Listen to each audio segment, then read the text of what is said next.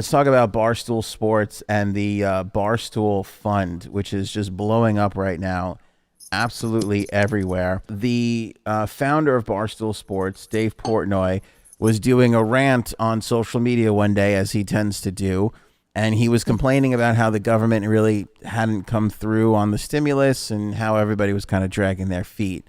And Marcus Lemonis, he's Bar Rescue, but for businesses. Like, he'll go in and he'll invest in a business to save it. Really good guy. His show on CNBC is actually pretty good. I'll watch that from time to time. He went out and called Portnoy out to his face, and he was like, why don't you put your money where your mouth is? Don't just, complain. And why don't you do something about it? So Portnoy said, okay, I'll do something about it. I'll start a fund and I'll kick in $500,000 and we'll go from there and we'll help support some local businesses. Wow. I don't have the latest figures, but we are up over $20 million at this point. And so all that's going to be divvied up to businesses around the country. Well, here's small businesses. Here's what's interesting about Barstool Sports and why what is described as, and I don't agree with this, what is described as a juvenile macho website is actually better and more efficient than our own government. What they're doing is they're taking a business and they're saying, we're with you. We got you covered. Whatever you need, whatever your need is, paying employees, whatever, staying open, will carry you through the pandemic. So it's not like we have $20 million and we're getting rid of $20 million. I mean, they're going to get rid of $20 million, but they're saying, okay, this is a business we identified as that really needs us. We got you from now until this is all over. And then they won't go out. So they're only picking a select few small businesses? They're picking a select few, but I don't even know how many businesses they're supporting at this point. It's a lot. I know that it's a lot of businesses at this point. The small business loans that they gave out to people when the pandemic started, they didn't really disperse them the right way. No. They gave one to Shake Shack. Hello. The LA Lakers got one. Remember, we talked about all this. So now he's picking small businesses, in fact, one that's right in my neighborhood, one of the last standing record shops. They're well known, but they were failing. So I actually just saw a video earlier. They posted that they were so grateful that they got money. Yeah. So good for them. That's what's so great about, and again, credit Dave Portnoy for this. He knows how to garner attention because he's making these FaceTime calls and recording them and putting them out. And so you actually get to see the reaction of these business owners as they get saved, and it's, some of them are really, I haven't seen all of them, but some of them are very, very compelling and incredibly kind. I'm not crying. You're crying.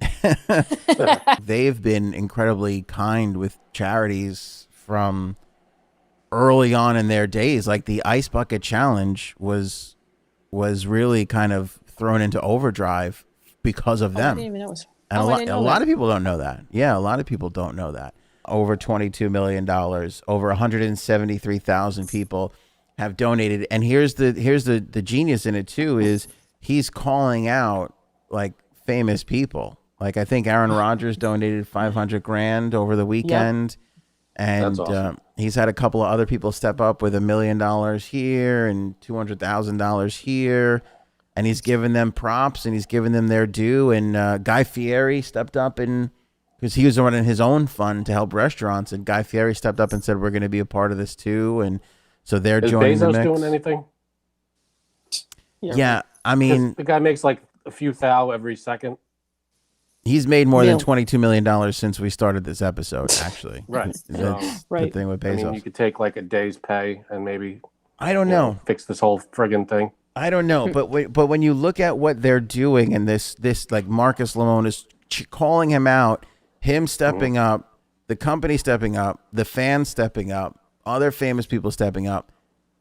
I feel like this is why we've reached a point where we've reached with our government, why there's so much frustration and why there's so much just disgust in the process, because if you go back and you look, like Janine was saying, you look at that first stimulus package and everybody got 1,200 or whatever they got, and businesses got like 8 weeks worth of stuff. That didn't do anything. And then we went 6, 7, 8 months nothing. with nothing. And then you go and look at this new package and you find out that we're giving money to this government and this cause, and all these millions of dollars are being doled out to things that probably need it. That government probably needs it, and this thing probably needs it. But right now, they're the people, We're us, suffering. People are suffering. we should be taking precedent. There should have been no money going anywhere else. Portnoy gets it, and he knows how to work it, and he's doing something. And I think that's why people are responding so over the top for him, because they're so disgusted.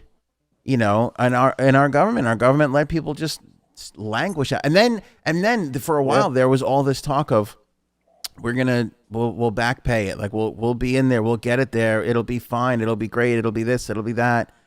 And it was less this time around than it was the first time around. If you want to enact real change, you got to get rid of the senior most people in Congress, is really what the issue is. I mean, the Pelosi's, the Schumers, the McConnells, they're in so many people's pockets.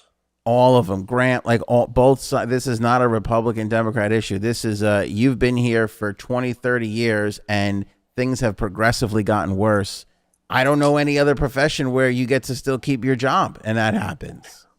People keep electing them. Yeah, I know. I know, but and it's a hard system, because typically those people, your Nancy Pelosi's, your Mitch McConnell's, they're the best fundraisers. So that's why the party puts more into them to help get them reelected, because they're going to go and bring that return back. And it's this vicious sort of cycle that happens. But if there's anything that I hope the people can understand, and again, I know people are upset about the presidency and all that, but that's not nearly as important as your focus should be put on your representatives and your senators, because that's where you can make the most impact. Nothing will ever change unless you get these older senior position holders out and you start over fresh. President, we know we can. We're not going more than 8 years with one of those people, but some of these senators are sitting there for 20, 30 years.